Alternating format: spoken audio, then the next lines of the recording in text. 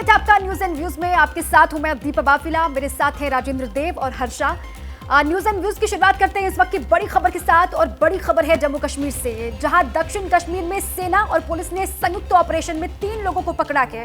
इनके पास से एक हैंड ग्रेनेड और 2 AK मैगजीन बरामद की गई है। सभी को खान साहिब थाने के वागर इलाके से पकड़ा गया है, और जानकारी ये सामने आ रही है कि तीनों से ही पूछताछ की जा रही है।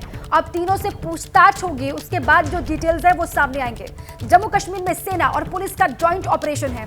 वागर इलाके से 3 लोगों को पकड़ा गया है। इनके पास से हैंड ग्रेनेड और मैगजीन बरामद की गई है। इनसे पूछताछ हो रही है। पूछताछ में ये क्या खुलासा करते हैं, क्या बताते हैं, क्या इनके और साथी हैं, इसके बारे में जो तमाम बातें हैं वो सामने आएंगी। ये बड़ी खबर। आइए इस बड़ी खबर के बाद आगे बढ़ते हैं। लोकसभा में मणिपुर हिंसा पर कांग्रेस के अविश्वास प्रस्ताव पर संग्राम छिड़ा हुआ है। सदन के लिए आज का दिन महत्वपूर्ण माना जा रहा है, क्योंकि लंबे समय से चल रही विपक्ष की मांग आज पूरी होने वाली है। आज सदन में प्रधानमंत्री मोदी विपक्ष के सवालों के जवाब देंगे।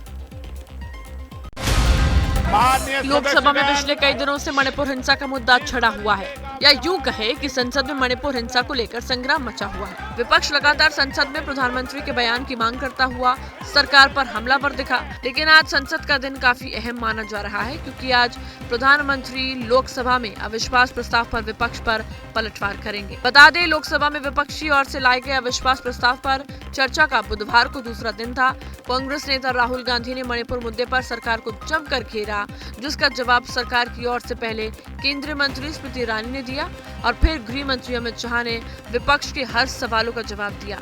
मणिपुर से हुई हिंसा का आज 100वां दिन है, और आज ही प्रधानमंत्री नरेंद्र मोदी विपक्ष के अविश्वास प्रस्ताव का जवाब देंगे और इस पर वोटिंग होगी। माना जा रहा है कि पिछले कई दिनों से संसद में जारी हंगामे को लेकर विराम लग सकता है। सदन की कार्यवाही सुबह 11 बजे शुरू होगी। दोपहर 3 बजे से शाम 4 बजे के बीच प्रधानमंत्री अपनी बात रख सकते हैं। लोकसभा में बुधवार को हुई अविश्वास प्रस्ताव पर चर्चा हंगामेदार रही। लोकसभा सदस्यता बहाली के बाद राहुल गांधी का पहला भाषण हुआ, और इस दौरान राहुल गांधी ने सरकार पर जमकर प्रहार किया। वहीं गृह मंत्री अमित शाह ने अपने तीखे अंदाज में विपक्ष को चित कर दिया। लोकसभा में अविश्वास प्रस्ताव पर हुई चर्चा काफी हंगामेदार रही। बुधवार के दिन अविश्वास प्रस्ताव पर शुरुआत कांग्रेस सांसद राहुल गांधी ने की। उन्होंने सदन में मणिपुर हिंसा का जिक्र किया और सरकार पर कई वार किए, जिसके बाद अमित शाह ने सरकार की तरफ कमान संभाली और विपक्ष को चित कर दिया। शाह ने कांग्रेस, राहुल गांधी समेत विपक्षी दलों के हर सवाल का जवाब दिया। बहस के दौरान अमित शाह ने मणिपुर पर भी बात की। श्री राहुल गांधी जी यहाँ से वहाँ मुलाकात करें। हमने कहा हेलीकॉप्टर से चले जाइए, कि नहीं मैं रोड से जाऊं। ऑल इंडिया लाइव कराकर ये नाटक देश को दिखाया। इस तरह की पॉलिटिक्स ऐसी विषम परिस्थितियों में मत करें। सदन में अमित शाह ने विपक्षी दलों के नए गठबंधन इंडिया के नाम के पीछे की वजह भी बताई। 12 लाख करोड़ के घपले, घोटाले, भ्रष्टाचार यूपीए के नाम पर चढ़े हैं। कैसे जाए बाजार में? अब जो कंपनी दिवालिया हो जाती है या साख खराब हो जाती है इसकी, तो वो नाम बदले। लोकसभा में अमित शाह ने जिस तरह से विपक्ष को जवाब दिया, उससे साफ है कि विपक्ष की रणनीति एक बार फिर फेल हो गई। सदन में राहुल गांधी ने मणिपुर हिंसा से लेकर कई मुद्दों पर बीजेपी पर हमला बोला, जिसके बाद केंद्रीय मंत्री स्मृति ईरानी विपक्ष पर हावी होती दिखाई दी। स्मृति ईरानी ने कांग्रेस, राहुल समेत पूरे विपक्ष को आड़े हाथ लिया। लोकसभा में अविश्वास प्रस्ताव पर चल रही चर्चा के दूसरे दिन सदन में जमकर हंगामा हुआ।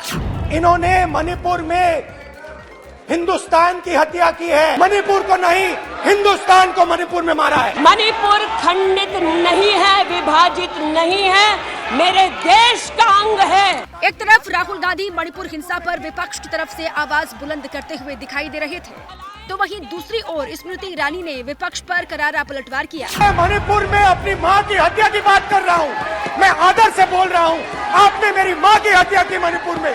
जब तक आप हिंसा को बंद नहीं करोगे, तब तक आप मेरी माँ की हत्या कर रहे हो। जो भारत की हत्या की बात पर कांग्रेस पार्टी ने ताली पीटी आज इस सदन में, इस बात का संकेत पूरे देश को दिया कि मन में गद्दारी किसकी है। अब नजर है देश के प्रधानमंत्री नरेंद्र मोदी पर, जो आज विपक्ष पर हमला बोलते हुए दिखाई देंगे।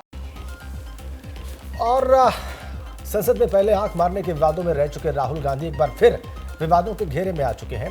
इस बार राहुल गांधी पर संसद में फ्लाइंग किस देने का आरोप लगा है। केंद्रीय मंत्री स्मृति ईरानी समेत 22 महिला सांसदों ने आपत्ति जताते हुए राहुल गांधी के खिलाफ शिकायत दर्ज कराई है। कांग्रेस नेता राहुल गांधी फिर विवादों में आ गए हैं। अविश्वास प्रस्ताव पर चर्चा के दौरान संसद में बीजेपी सांसदों को फ्लाइंग किस दिया गया।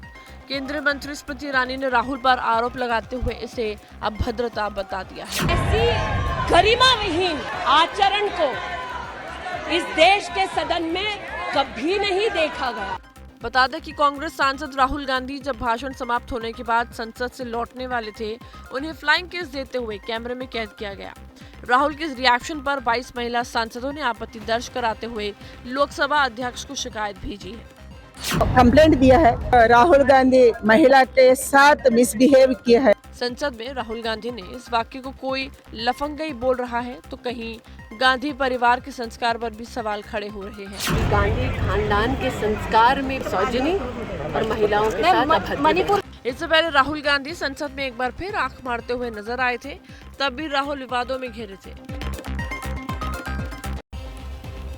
और चलिए आगे बढ़ेंगे। पंजाब से आम आदमी पार्टी के राज्यसभा सांसद राघव चड्ढा इन दोनों मुश्किलों में हैं। सदन में फर्जी दस्तखत के मामले में उन पर विशेषाधिकार हनन का आरोप लगा है और जवाब तलब किया गया। इसी बीच उनके सरकारी बंगले को लेकर फंसे पेच पर भी आज कोर्ट से फैसला आ सकता है। राघव चड्ढा को मिले सरकारी बंगले पर दिल्ली के पटियाला हाउस कोर्ट से आज फैसला आ सकता है। दरअसल सांसद बनने पर राघव चड्ढा को सबसे पहले टाइप 7 बंगला मिला। हालांकि ऐसे बंगले आमतौर पर पूर्व केंद्रीय मंत्रियों, राज्यपालों या मुख्यमंत्रियों को दिए जाते हैं। आवास कमेटी ने गलती सुधारी और टाइप 6 बंगला अलॉट किया और इस बंगले में राघव चड्ढा अपने परिवार के साथ रहने भी लगे, लेकिन उनकी पात्रता के हिसाब से टाइप 5 का बंगला मिलना चाहिए, लिहाजा उन्हें तीसरी बार टाइप 5 बंगला अलॉट किया गया। जिस राघव चड्ढा ने टाइप 6 का बंगला खाली न कराने की कोर्ट से गुहार लगाई, जिस पर आज फैसला आ सकता है। अब उससे बड़ा सवाल ये है कि राघव चड्ढा सरकारी बंगले में कब तक रह पाएंगे, क्योंकि उनकी सांसदी पर ही खतरा पैदा हो गया है। दिल्ली सेवा बिल को लेकर 5 सांसदों के फर्जी दस्तखत करवाने के मामले में राज्यसभा की विशेष अधिकार कमेटी ने उनको नोटिस जारी कर जवाब तलब किया है। न्यूज इन व्यूज देख रहे हैं आप। माफिया अतीक अहमद और उसके भाई अशरफ की हत्या मामले में शामिल तीनों शूटर्स पर आरोप तय किए जाने की प्रक्रिया आज से शुरू हो जाएगी। तीनों की न्यायिक हिरासत आज खत्म हो रही है। तीनों की प्रयागराज जिला अदालत में पेशी होगी। हालांकि सुरक्षा के मद्देनजर तीनों की वर्चुअली ही कोर्ट में पेश किया जाएगा। हत्या के तीनों आरोपी लवलेश तिवारी, अरुण मौर्य और सनी सिंह की आज की पेशी अहम है, क्योंकि प्रयागराज के जिला अदालत में आरोप तय किए जाने हैं। तीनों आरोपियों को पहले ही चार्जशीट की कॉपी मुहैया करा दी गई है। चार्ज फ्रेम किए जाने से पहले सभी पक्षों को अपनी दलीलें पेश करने का मौका दिया जाएगा। चार्ज फ्रेम होने के बाद ही मुकदमे का ट्रायल शुरू हो सकेगा। अतीक और उसके भाई अशरफ की हत्या 15 अप्रैल को प्रयागराज में पुलिस कस्टडी के दौरान हुई थी। इस बीच उमेश पाल हत्या मामले में अतीक के परिजनों और गुर्गों के खिलाफ कार्रवाई दिनों दिन तेज होती जा रही है। फरार आरोपियों को इन दोनों भगोड़ा घोषित कर उनके घरों पर कुर्की का नोटिस चस्पा किए जाने की कार्रवाई की जा रही है। अतीक अहमद की पत्नी शाइस्ता परवीन और बमबाज गुड्डू मुस्लिम के बाद अब वारदात में शामिल शूटर साबिर पर शिकंजा कसने की तैयारी हो रही है। 5 लाख रुपए के इनामी शूटर साबिर को भी आज भगोड़ा घोषित किया जाएगा और इसके घर पर कुर्की का नोटिस चस्पा किया जाएगा। इस दौरान डुगडुगी बजाकर मुनादी भी कराई जाएगी। और चलिए आगे बढ़ेंगे। यौन शोषण मामले में भारतीय कुश्ती संघ के पूर्व अध्यक्ष बृजभूषण सिंह के खिलाफ आरोप तय करने के लिए दिल्ली के राउज एवेन्यू कोर्ट में बहस का आज दूसरा दिन है। सुनवाई के पहले दिन यानी कल बृजभूषण सिंह ने उनके ऊपर लगे आरोपों को खारिज कर दिया था। बीजेपी सांसद बृजभूषण शरण सिंह के खिलाफ आरोप तय किए जाने को लेकर बुधवार से बहस शुरू हुई है। बहस आज और कल भी जारी रहेगी। दिल्ली पुलिस की तरफ से दायर चार्जशीट में लगाए गए आरोपों को बृजभूषण के वकीलों ने झूठा और साजिशपूर्ण बताया है। वकील ने कहा है कि कानून के मुताबिक बृजभूषण शरण सिंह पर लगे सभी आरोप अलग अलग जांच और चार्जशीट भी अलग अलग दाखिल करनी चाहिए, जबकि एक मामले में सभी 6 शिकायतकर्ता को शिकायतों के आधार पर एक ही चार्जशीट दाखिल कर दी गई। 3 घटनाएं भारत की है, उनकी सुनवाई उन्हीं शहरों में होनी चाहिए। दिल्ली में एक साथ इनकी सुनवाई नहीं हो सकती। लेकिन मंगोलिया और जकार्ता में हुई घटना का ट्रायल भारत में नहीं चल सकता। वकील का ये भी तर्क था कि कुश्ती टीम में ज्यादातर कोच और मैनेजर पुरुष भी होते हैं, लिहाजा महिला खिलाड़ियों को शाबाशी देने के लिए अगर मंशा गलत नहीं है तो गले लगाना अपराध नहीं है। दलीलें आज भी जारी रहेगी। आदेश पर 15 जून को दिल्ली पुलिस ने राउज एवेन्यू कोर्ट में चार्जशीट दाखिल की है। स्वागत है आपका, आप देख रहे हैं एबीपी न्यूज और आपके साथ हूं मैं दीपा बाफिला। आज लोकसभा में बोलेंगे पीएम मोदी, अविश्वास प्रस्ताव पर जवाब देने वाले हैं पीएम मोदी। दोपहर 3 से 4 बजे के बीच में बोलेंगे प्रधानमंत्री, ये जानकारी है। अविश्वास प्रस्ताव पर चर्चा जो हुई है उसी का जवाब देंगे पीएम मोदी। देखिए, आज का दिन अहम, 3 दिन अविश्वास प्रस्ताव पर चर्चा के लिए और आज तीसरा दिन है, आखिरी दिन है। लोकसभा में प्रधानमंत्री मोदी बोलेंगे अविश्वास प्रस्ताव पर, वो आज जवाब देने वाले हैं। और कहा यह जा रहा है कि दोपहर 3 से 4 बजे के बीच में बोलेंगे पीएम मोदी। अविश्वास प्रस्ताव को लेकर जो चर्चा हुई है पिछले 2 दिनों में, उस चर्चा का जवाब देते हुए पीएम मोदी आपको दिखाई देंगे। अब क्या कुछ वो अपने संबोधन में कहते हैं, अपने जवाब में कहते हैं, पूरा देश उसको सुनेगा।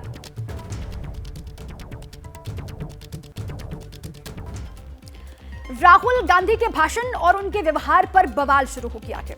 राहुल गांधी पर सदन के भीतर अभद्र व्यवहार करने का आरोप लगा है। आरोप यह है कि संसद से जाते वक्त जब स्मृति ईरानी राहुल के हमले का जवाब दे रही थी और तब राहुल ने फ्लाइंग किस का इशारा किया। बीजेपी की 22 महिला सांसदों ने स्पीकर से राहुल गांधी की शिकायत की है। जो बहस मणिपुर को लेकर होनी थी, वहां चर्चा के केंद्र में फ्लाइंग किस आ गया।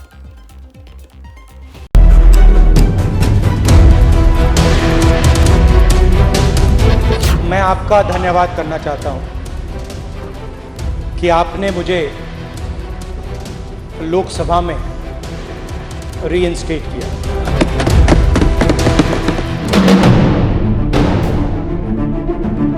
उन्होंने जाते जाते एक अभद्र यहाँ पर लक्षण के दर्शन दिए। It is only a misogynistic man who can give a flying kiss to a parliament with 6 female members of parliament.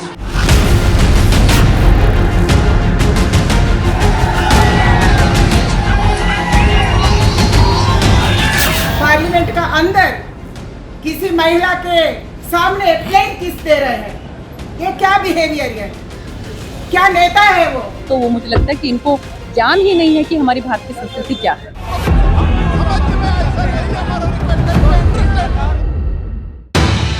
तो लीजिए, समझ तो गए ही हैं आप कि कांग्रेस नेता राहुल गांधी के नाम से जुड़े बिल्कुल ताजा विवाद का नाम है फ्लाइंग किस की भात। It is only a misogynistic man who can give a flying kiss to a parliament with 6 female members of parliament. Rahul Gandhi के सदन के भीतर फ्लाइंग किस का इशारा करने के बाद बीजेपी ब्रिगेड हमलावर हो गई है। राहुल गांधी के संस्कारों पर सवाल खड़े किए जा रहे हैं। कि आपकी माता जी बैठी हुई थी, आप राजीव गांधी के बेटे हैं, आप इंदिरा गांधी के पोते हैं, आप जवाहरलाल नेहरू के परपोते हैं, यही सीखा है कि सदन में फ्लाइंग किस किया जाए जहां इतनी महिलाएं बैठी हुई हैं। फ्लाइंग किस चैप्टर की पूरी ABCD जानने के लिए आपको सिलसिलेवार ढंग से पूरी कहानी दिखाते हैं। दिन बुधवार, वक्त दोपहर करीब 12 बजे, मौका अविश्वास प्रस्ताव पर राहुल गांधी का भाषण।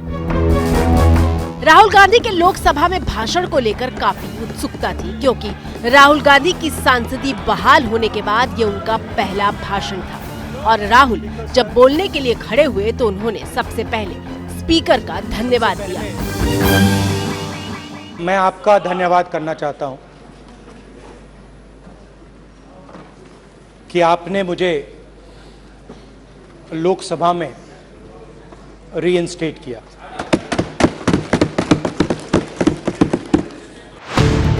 राहुल गांधी करीब 30 मिनट से ज्यादा वक्त तक सदन में खड़े होकर बोलते रहे और पीएम मोदी पर सीधे हमले के लिए उन्होंने रावण, कुंभकर्ण और मेघनाद जैसे किरदारों का इस्तेमाल किया। रावण 2 लोगों की सुनता था, मेघनाद और कुंभकर्ण। वैसे ही नरेंद्र मोदी दो लोगों की सुनते हैं, अमित शाह और अडानी। रावण को नहीं मारा था, रावण के अहंकार ने रावण को मारा था। आप पूरे देश में केरोसिन फेंक रहे हो, पूरे देश में आप केरोसिन फेंक रहे हो। आपने मणिपुर में केरोसिन फेंकी और फिर चिंगारी लगा दी। अब आप हरियाणा में कर रहे हो, पूरे देश को आप जलाने में लगे हो। आप पूरे देश में भारत माता की हत्या कर रहे हो। धन्यवाद स्पीकर। राहुल गांधी का भाषण खत्म हुआ तो बीजेपी की तरफ से केंद्रीय मंत्री स्मृति ईरानी जवाब देने के लिए खड़ी हुई। पहली बार राष्ट्र के इतिहास में भारत मां की हत्या की बात की और कांग्रेस पार्टी यहां पर तालियां बजाती रही। जो भारत की हत्या की बात पर कांग्रेस पार्टी ने ताली पीटी आज इस सदन में, इस बात का संकेत पूरे देश को दिया कि मन में गद्दारी किसकी है। अब सदन के भीतर से आई इस तस्वीर को ध्यान से देखिए। यहाँ इस जगह पर राहुल गांधी खड़े होकर भाषण दे रहे थे, जबकि सदन के बीचों बीच आगे की सीट पर स्मृति ईरानी मौजूद थी। स्मृति ईरानी इसी जगह पर खड़े होकर भाषण दे रही थी। केंद्रीय मंत्री स्मृति ईरानी ने जब बोलना शुरू किया, उसके कुछ ही मिनटों बाद राहुल गांधी संसद से बाहर निकल गए थे और स्मृति ने अपने भाषण में इस बात का जिक्र भी किया था। लेकिन जो आज यहाँ बैठे हैं, मैंने उनसे पूछना चाहती हूँ, जो चले गए, आज जो भग गए हैं सदन से, उनसे कहना चाहती हूँ कि इस देश में न धारा 370 लौटेगी। इस देश में कभी भी पंडितों को रलिव सलिव गलिव का धमकी कोई देने वाले बचेगा नहीं। लेकिन राहुल गांधी पर आरोप ये लगा है कि जब वो सदन से बाहर जाने के लिए अपनी सीट से उठे तो जाते जाते स्मृति ईरानी की तरफ फ्लाइंग किस का इशारा किया। एक बात पर मैं आपत्ति अभी दर्ज करती हूँ अध्यक्ष जी, कि जिनको मुझसे पहले वक्तव्य देने का अधिकार दिया गया, उन्होंने जाते जाते एक अभद्र यहाँ पर लक्षण के दर्शन दिए। It is only a misogynistic man who can give a flying kiss to a parliament which seats female members of parliament. ऐसी गरिमा विहीन आचरण को इस देश के सदन में कभी नहीं देखा गया। ये उस खानदान के लक्षण हैं, या आज सदन में देश को पता चले। अब इस तस्वीर को देखिए, ये राहुल गांधी के भाषण खत्म होने के बाद की है। सदन में दोनों पक्ष के लोग हंगामा कर रहे हैं। राहुल गांधी खड़े हैं और वो अपने आगे अधीर रंजन चौधरी के कंधे पर हाथ रखकर उन्हें बिठाते हैं और उनका चेहरा स्पीकर ओम बिरला की तरफ होता है।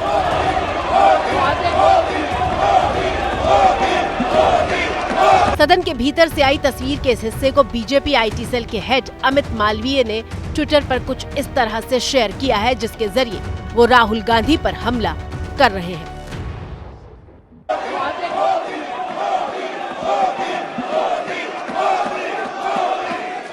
जबकि यूथ कांग्रेस के अध्यक्ष श्रीनिवास ने वीडियो के इसी हिस्से को ट्विटर पर शेयर करते हुए लिखा है कि स्मृति ईरानी का झूठ बेनकाब। आपने मुझे बोलने को आमंत्रित किया है। फिलहाल तस्वीर का इतना ही हिस्सा मौजूद है, लेकिन राहुल गांधी के फ्लाइंग किस वाले एपिसोड के बाद बवाल मच गया है। राहुल गांधी के इस बर्ताव की आलोचना होनी शुरू हो चुकी है। बीजेपी महिला सांसदों ने राहुल की घेरेबंदी शुरू कर दी है। विचित्र उनका ये बिहेवियर था और बहुत ही बचकाना हरकत थी और मैं समझती हूँ कि बहुत ही इनएप्रोप्रिएट, बहुत ही अनुचित मुस्कुराते हुए और फ्लाइंग किस करते हुए निकल गए। आपने मैं समझती हूँ बहुत मायनों में अपने संसद की मर्यादा को तोड़ा है। ये चिट्ठी हम लोकसभा स्पीकर को कंप्लेंट दिया है राहुल गांधी महिला के साथ मिसबिहेव किया है, ये क्या बिहेवियर है? ये टोटली इंडिसेंट है, टोटली महिला के लिए अपमान है। आपकी स्क्रीन पर मौजूद ये वो शिकायत है जो बीजेपी की 22 महिला सांसदों ने स्पीकर ओम बिरला को सौंपी है। इस शिकायत में सख्त कार्रवाई की मांग की गई है और 22 महिला सांसदों के हस्ताक्षर भी मौजूद है। हालांकि अब बीजेपी महिला सांसदों के अलावा शिवसेना यूबीटी की राज्यसभा सांसद प्रियंका चतुर्वेदी ने भी फ्लाइंग किस एपिसोड पर बयान देते हुए कहा है कि राहुल ने प्यार के भाव के तौर पर ऐसा किया था। कि जिन लोगों का एजेंडा ही नफरती बन गया हो, जिन लोगों के मुंह से सिर्फ नफरत निकलती हो, जो अफेक्शन नहीं समझते हो, जो प्रेम नहीं समझते हो, तो उनको कोई भी अफेक्शन का जेस्चर पाप ही लगेगा। और वो उन्होंने ना कोई महिला सांसद पे किया और खास करके वो चीखती चिल्लाती मंत्री पे तो बिल्कुल ही नहीं किया। और उन्होंने जनरल एक अफेक्शनेट जेस्चर था जो वो कर बाहर निकले हैं। लोकसभा सचिवालय के सूत्रों के मुताबिक सदन के भीतर अमर्यादित व्यवहार पर नोटिस लिया गया है। सभी से बात करने के बाद नियमानुसार कार्रवाई की जाएगी। जब स्मृति ईरानी जी ने बोलना शुरू किया, उसी समय उनको लग रहा था कि उन्होंने बाजी मार ली है और विनिंग विक्ट्री के साथ में बाहर निकलते निकलते उन्होंने जो फ्लाइंग किस का जो एक एक्ट किया हमने कभी नहीं देखा। तो बड़ा चिंताजनक भी, बड़ा शर्मनाक है और हम सभी लोग मतलब सकते में आ गए। हम उनको माफी मांगनी चाहिए। पहले भी एक बार वो आंख मारने का एक शर्मनाक कृत्य कर चुके हैं, तो ये हरकतें ये अच्छी बात नहीं है। कुल मिलाकर के इस प्रकार के आचरण को कोई भी अच्छा नहीं बता सकता। इसलिए मैंने कहा कि सोनिया जी भी माँ के नाते चिंतित होंगी, उनको अपने बेटे के बारे में सोचना चाहिए। राहुल गांधी के फ्लाइंग किस वाले एपिसोड के बाद सदन के भीतर उनके आंख मारने वाली तस्वीर एक बार फिर से सुर्खियां बन गई है। तस्वीरें 5 साल पहले साल 2018 की है। उस वक्त भी सदन में मॉनसून सत्र चल रहा था और दूसरे सांसद को आंख मारने पर राहुल गांधी की काफी आलोचना हुई थी। 5 साल पहले भी मोदी सरकार के खिलाफ अविश्वास प्रस्ताव लाया गया था। राहुल ने अपने भाषण में कहा था कि मोदी उनसे नजरें नहीं मिला पा रहे हैं।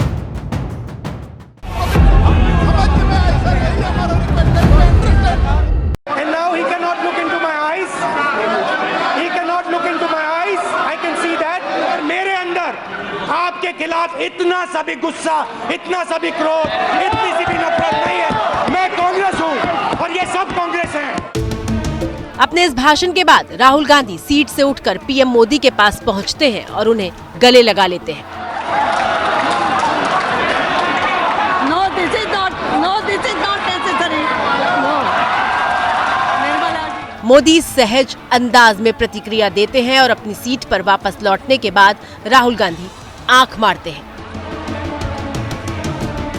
हालांकि बाद में प्रधानमंत्री मोदी ने आंख मारने से लेकर गले लगने तक की पूरी प्रक्रिया पर अपने ही अंदाज में जवाब दिया था।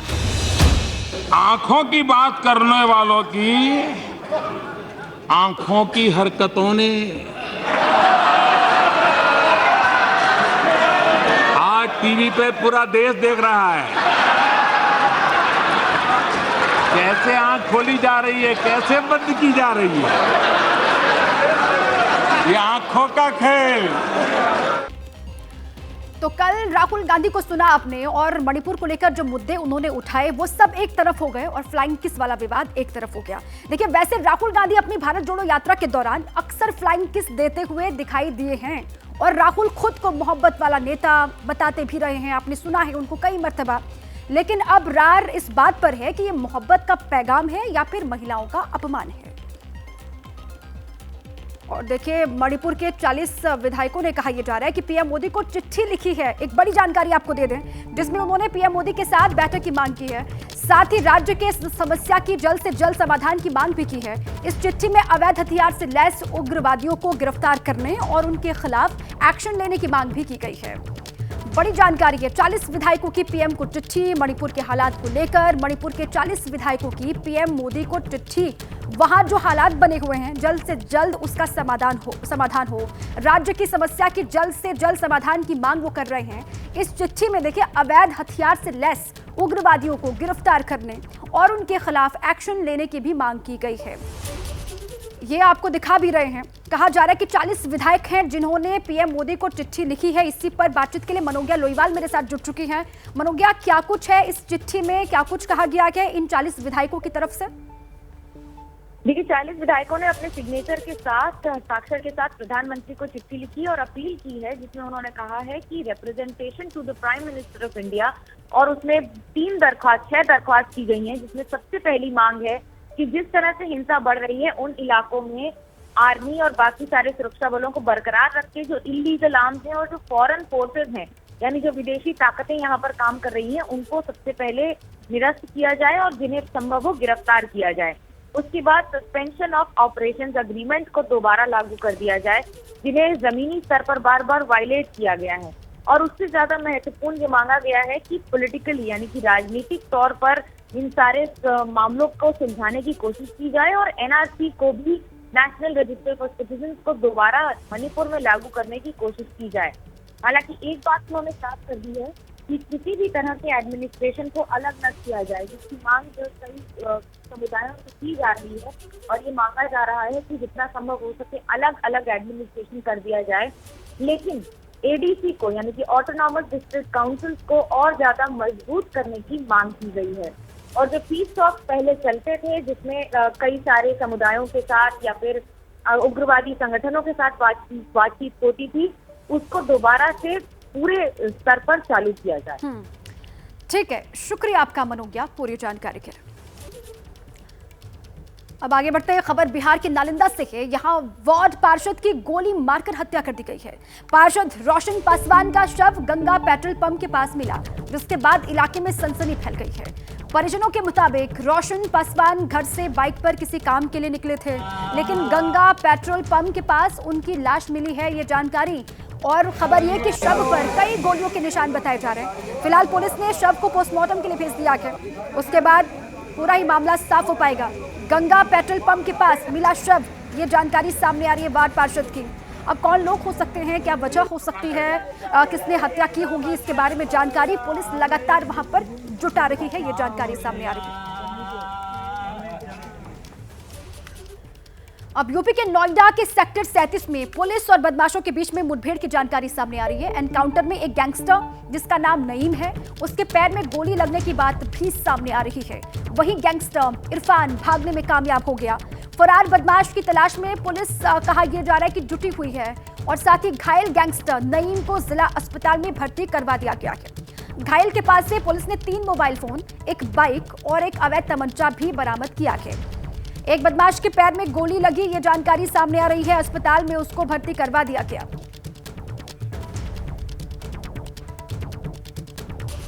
और इसी बीच यूपी के मथुरा से भी बड़ी खबर है, जहां एक स्कूल बस पर पर्यटन विभाग का पोल गिर गया। हादसे के वक्त स्कूल में बच्चे नहीं थे, गनीमत बस बच्चों को लेने जा रही थी बस, और देखिए एक बड़ा हादसा यहां पर हो सकता था। गनीमत ये रही, राहत की बात ये है कि बस में बच्चे सवार नहीं थे। स्कूल बस पर, ये देखिए आप तस्वीर भी आपको दिखा रहे हैं, स्कूल बस पर पर्यटन विभाग का पोल गिर गया, और हादसे के वक्त कहा यह जा रहा है कि बच्चे इस बस में मौजूद नहीं थे, बस बच्चों को लेने के लिए जा ही रही थी। उसी वक्त इस तरीके से हादसा वहां पर हो गया। स्कूली बस आप देख रहे हैं, पर्यटन विभाग का पोल बस के ऊपर गिरा, स्कूली बच्चे नहीं थे, जिस वजह से एक बड़ा हादसा होने से यहां पर बच गया, टल गया। ये मथुरा से जानकारी है, वही की तस्वीर आपको हम दिखा रहे हैं।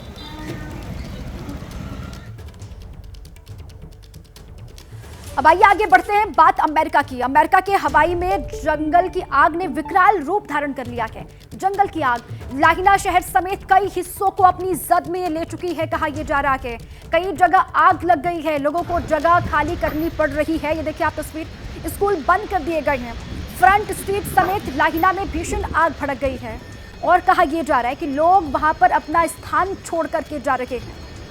लाहिना शहर समेत कई हिस्सों को चपेट में आग ने लिया है। 2 तस्वीर आपको हम दिखा रहे हैं। अमेरिका से ये खबर है, हवाई में जंगल की आग ने विकराल रूप धारण किया, और जंगल की आग लगातार फैलती जा रही है। लाहिना शहर में आग की तस्वीर और जंगल में आग की सैटेलाइट तस्वीरें भी आपको हम दिखा रहे हैं, किस तरीके से आग वहां पर भड़क रही है, फैलती जा रही है, अंदाजा आप लगा सकते हैं। लाहिना शहर और आसपास के हिस्सों में भी आग की लपटें दिखाई दे रही है। और अब बात दक्षिण कोरिया की। दक्षिण कोरिया में मौसम तबाही मचा रहा है। बाढ़ और बारिश के बाद अब तूफान ने नई मुसीबत खड़ी कर दी है। बुसान में 126 किलोमीटर प्रति घंटे की रफ्तार से तेज हवाएं चल रही हैं। करीब 340 उड़ानें रद्द करनी पड़ी हैं, ये कहा जा रहा है, और करीब 400 मोटरवे बंद कर दिए गए हैं। ये तूफान ऐसे वक्त में आया है जब कुछ सप्ताह पहले ही मध्य और दक्षिणी क्षेत्रों में मूसलाधार बारिश हुई थी, जिससे बाढ़ और भूस्खलन हुआ था, जिसमें करीब 47 लोग मारे गए थे। और अब देखिए कहा यह जा रहा है कि तूफान से हड़कंप मचा हुआ है, तेज हवाएं चल रही हैं, नई मुसीबत खड़ी हो गई है। और खबर यह है कि बुसान में 126 किलोमीटर प्रति घंटे की रफ्तार से तेज हवाएं, करीब 340 उड़ानें इसी वजह से रोकनी पड़ी हैं, बंद कर दी गई है। अब आगे बढ़ते हैं, आपको दिखाते हैं यूपी के मुरादाबाद की तस्वीर, जहां बाढ़ की वजह से स्थिति बेहद खराब हो गई है।